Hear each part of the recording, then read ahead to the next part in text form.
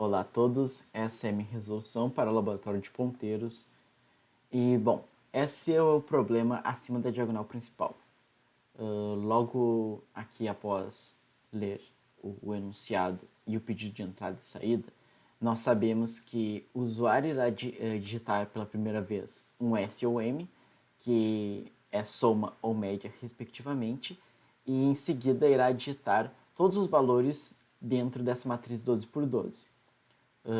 Bom, e como saída, deverá retornar ou a soma ou a média dos valores que estão sobre a diagonal secundária da matriz.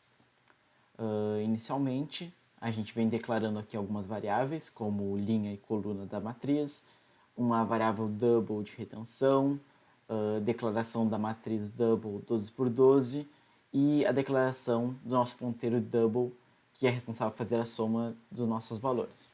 Nós também temos um char f, que é responsável por armazenar se o usuário quer a soma ou a média. No primeiro momento, nós fazemos um scan f para justamente armazenar se é soma ou média. Em seguida, nós fazemos dois loops for, que são responsáveis por fazer o input dos valores dos que constituem a matriz. E logo em seguida, nós temos a lógica principal do programa. Nós percorremos as 10 linhas, que são de interesse porque estão acima da diagonal secundária. E logo em seguida, para sabermos quais valores da coluna nós passamos, é bem fácil de analisar que, por exemplo, na linha 0, nós passamos até 10. Já com o incremento de uma linha, nós temos um decremento de uma coluna. E assim por diante. Então, se nós fizermos o 10 menos o número de linhas, nós teremos justamente esse triângulo superior e nós podemos então pegar os seus respectivos valores e armazenar dentro do nosso ponteiro soma. A variável de retenção só está aqui porque eu tive alguns problemas armazenando e fazendo um incremento direto no ponteiro, porque justamente por tratarmos de valores diretamente no endereço, fazer esse incremento e esse decremento direto num ponteiro no seu endereço de memória acaba dando uma confusão nos seus valores e dando valores exorbitantes. Então eu fiz justamente essa variável retenção para armazenar o último valor de soma e assim não ter problema para fazer esse acúmulo. Logo em seguida, nós verificamos se o usuário digitou soma ou média e assim printamos. Caso for soma, printa direto e caso for média, ela faz esse print da soma dividido por 66, que é exatamente o número de valores que está sobre a diagonal secundária. Em seguida, nós fazemos a liberação de memória no ponteiro e é basicamente isso esse exercício.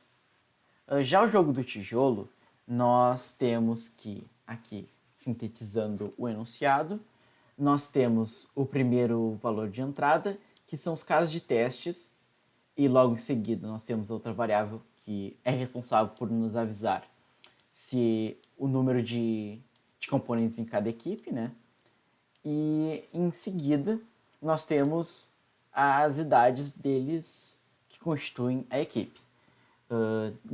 Na equipe não há números de idades repetidas e o input se dá por forma ou decrescente ou crescente de idade.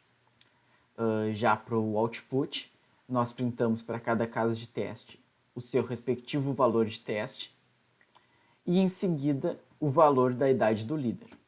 Sintetizando novamente o enunciado, o líder é justamente o jogador com a idade ao centro em relação à média de idade. E como há essa questão da ordem crescente ou decrescente, eu acabei selecionando aqui, mas foi basicamente a ordem contrária, o líder está sempre ao centro desse input consecutivo de linhas. Porque também o número de componentes em cada equipe é ímpar, então sempre o valor central dos valores que nós inserimos é a idade do líder. E justamente o centro de um conjunto de números é a nossa mediana. Então, inicialmente aqui a gente vem definindo algumas variáveis, algumas só para o for, o nosso vetor que inserimos as idades dos nossos competidores, a variável para ter o número de membros e a variável para caso de teste. Nós também temos um ponteiro que armazena o líder. Fazemos o primeiro scanf, que é relativo ao caso de testes. Nós fazemos o for com base nesse número de teste, né, que ele fica se repetindo até que o número de testes acabe.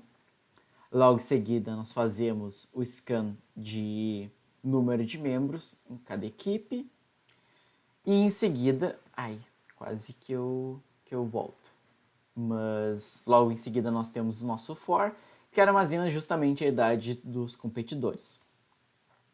Como o número de competidores é sempre ímpar, caso nós fizermos justamente essa equação aqui de pegarmos a metade, a gente vai justamente pegar sempre o valor central, que é justamente o que nós desejamos para a idade do líder. Então armazenamos o valor de idade do líder dentro do nosso ponteiro L. E assim nós printamos o caso. Como o nosso for começa em 0, eu faço esse incremento de i mais 1 para justamente ter o case 1, case 2 e assim por diante. Em seguida, assim como no outro exercício, nós liberamos a memória do nosso ponteiro e assim vamos para o próximo exercício. Bom, o mergulho, sintetizando novamente o enunciado, nós temos a primeira linha de input, o número de voluntários que foi na expedição, e na segunda parte da mesma linha de comando, nós temos quantos voltaram. Logo em seguida, nós enviamos como input os valores de plaquinhas que os voluntários ganharam logo ao ir na expedição para realizar a tarefa deles. Por exemplo, aqui foram enviados 5 voluntários e retornaram 3. Esses 3 que voltaram tinham tinham placa 1, placa 5 e placa 1, perdão, placa 1 e placa 5. Então, a sua saída será sempre as placas dos que não voltaram, que de 1, 3 e 5 não retornaram a placa 2 e 4. Caso os valores sejam iguais de que foram e voltaram, quer dizer que todos retornaram e foi uma missão bem sucedida. Então nós printamos na saída um asterisco. Acaba que nós também, por convenção, nós retornamos aqui também os valores das placas deles. Bom, começando aqui, faço a definição das bibliotecas. E aqui nós temos a definição das nossas variáveis. Então nós temos a variável dos que foram, dos que voltaram, dos vivos, que também são os que voltaram, né? Mas por se tratar de outra lógica, tomou-se um nome diferente. Nós temos aqui a variável is, que serve só para a gente ter a variável para fazer o incremento dentro do for, e o nosso ponteiro. Nós temos um while, que fica verificando justamente essa questão dos que foram e voltaram. E dentro desse grande while, nós temos algumas condições. Justamente iniciando aqui, eu faço a verificação de que se o mesmo número de que foram voltaram. Caso sim, o principal é fazer o print e por convenção ele também faz o scan das placas que retornaram. Caso o número de foram não foi igual ao número de voltaram, eu crio aqui um vetor de retorno, que faz parte da nossa lógica principal, que vai ser de forma binária. E o seu valor vai ser o foram mais 1, só para fazer a questão de conseguir fazer a inserção das nossas placas, basicamente, em binários. Logo em seguida, nós utilizamos a função menset, que justamente preenche todo esse nosso vetor aqui com um zero, que teoricamente seria o relativo aos desaparecidos que não retornaram. Logo em seguida, nós fazemos um for que passa pelos itens dos que voltaram, e nós inserimos então as placas dos que retornaram. Como a nossa lógica diz, nós fazemos a inserção aqui dentro do retorno em uma posição atrás, porque é assim que funciona basicamente a declaração de vetores, e com o ponteiro apontado justamente ao endereço do retorno. Para cada elemento do retorno que nós pegamos o endereço, nós inserimos como poderia dizer, indicando que ele retornou. Logo em seguida, nós fazemos um loop for pelos que foram, e nós fazemos justamente aqui a verificação desses zeros e 1. Como o nosso output é justamente dos que não retornaram, caso o retorno for zero, nós fazemos o print dessa placa que não retornou.